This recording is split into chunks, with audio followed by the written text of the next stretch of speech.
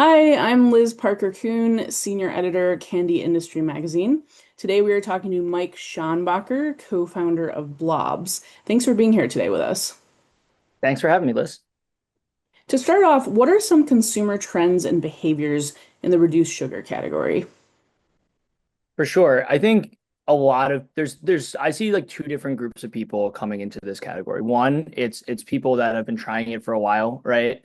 Those people have seen the different iterations of the products over the years, and I think those people are definitely more experience seeking. And you see that in candy in general. I mean, the obvious one is the nerds gummy clusters in the traditional sector, and I think that got a lot of people thinking about new sort of experiences that people might want to try. So whether that be textures, flavors, just different forms, is definitely huge in the traditional candy space, and is starting to come into the low sugar world, both candy, soda, all that sort of thing. And then I think that there's these people that are sort of haven't yet made the transition into the space, and we always call them the young at heart snackers. These people that are starting to explore low sugar, and I think for those people, you're just going to see like a lot of the traditional trends of them exploring, like, okay, like, can this be as good as traditional candy? And I think that's leading people in the low sugar space to be pushing themselves and each other to try to make things that are as close as possible, right? What that group is used to. Okay, that makes sense. And then you just talked about this a little bit, but can you talk about like flavors, ingredients, nutrition profiles, buying consumption occasions, things like that? Yeah, for sure. I mean, for the most part, in our space in the candy world and in a lot of the low sugar world, these are impulse items, right?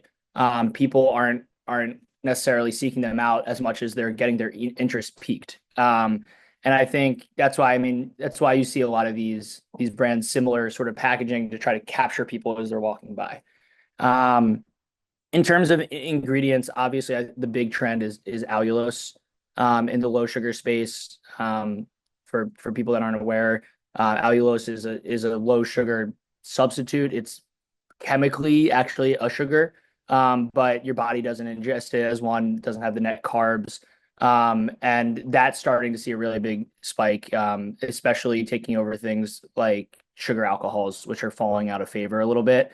Things like sucralose, erythritol, and things of that nature. Um, the flavor world is awesome. It's an awesome time to be in that. And living in New York, it's kind of cool because there's a lot of culinary people expressing things here, different drinks, food, and we're lucky. I'm lucky to be able to try some of those and see some of these trends early. So things like yuzu is a huge trend right now.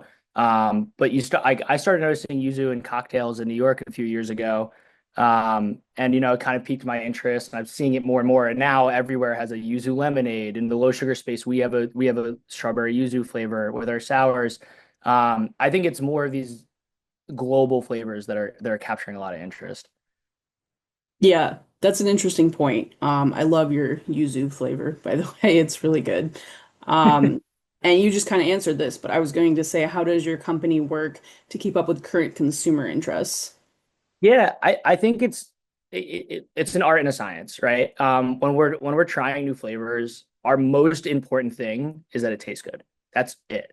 So we will always come up with, I mean, we have what, 5 SKUs on the market right now, and we've probably created over 50 different flavors that we've tried. Because we have these different inspirations, these different ideas, but if they don't taste good, they don't taste as good, right? So I think we're often inspired by what we're seeing, things like lychee, things like yuzu. You're starting to see more of it across cuisines, but that doesn't necessarily mean it's going to translate perfectly to candy. So once we have those sort of inspirations, we then do testing. You can call it focus groups. Sometimes I'll just bring a batch to a bar with me and meet strangers and be like, "Hey, try this."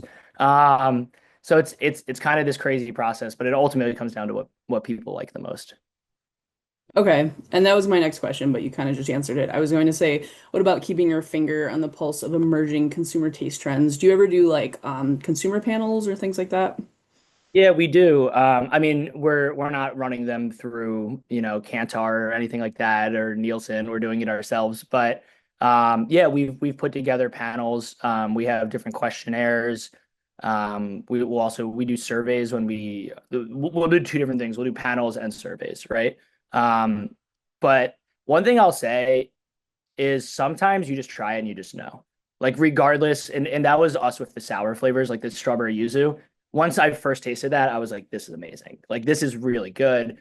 We need to sell this. So that's why I kind of say it's a mix of an art and a science. That makes sense. And then have you seen any notable innovations recently in reduced sugar or sugar-free candy? Yeah, yeah, yeah. There's a lot of them coming out, and I think people are. It can also be a bit tough. So like there's some like Rotten has these rings that are like sort of a cluster ring, gummy cluster sort of situation. I enjoy those. I've seen Joyride has come out with, I forget the exact name now, but those the little gummy bites that have the hard shell on them. And I think people are aware of these trends and they're trying to figure out the right way to capture. And I think there's a fine line on the low sugar side, right? That you need to tread because instinctively, if you're experimenting with things, and this happens to us all the time, if you're experimenting with things that are similar to traditional candy, consumers will de facto compare it, right? And it's really hard to make something that's low in sugar taste as good to the masses as something that's loaded with sugar. So I think the key in this space, and I think a lot of people are trying, is to unlock something with these ingredients, with these better for you, whether it be allulose or what have you, tapioca bases, if you're not using gelatin.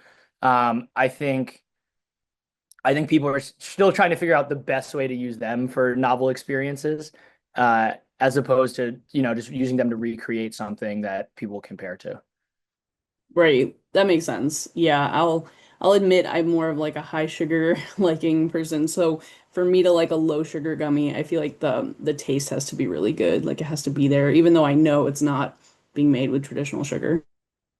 Yeah, and I listen, it's definitely difficult. And I think that's sort of what we kind of tried to base our brand around, right? And it's sort of reflective of like what Blobs stands for, which is like we're not well, we came in, we found these ingredients and we had all different ideas, right? In the beginning, it's kind of just, you never know what you're gonna do, but we knew we didn't want to try to emulate existing flavors and candies because we just knew it just mentally it's not gonna click with people.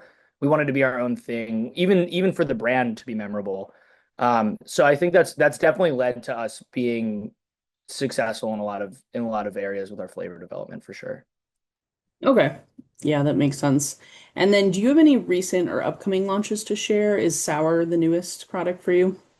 Yes, yeah, we do have sour. We launched sour blobs a couple months ago and they've been doing fantastic. Actually more fantastic than we thought, so we're rushing for our next production run to get them before we run out. And it's been a big hit. I mean, sour is a massive trend right now in the candy world and even outside of the candy world, you're seeing companies like Fruit Riot that are doing these insanely sour frozen fruit, which are awesome. Uh, and a lot of just sour is the big trend. We do have another product that I can't fully confirm yet, but probably coming out in Q4. Um, it's with a partnership with a retailer. So more to come on that very soon. This is a scoop. You're the first person we've talked to about it. Okay. I'll have to be on the lookout for that. And that was going to be my next question. If you have anything upcoming late 2025, early 2026, but you kind of just answered that.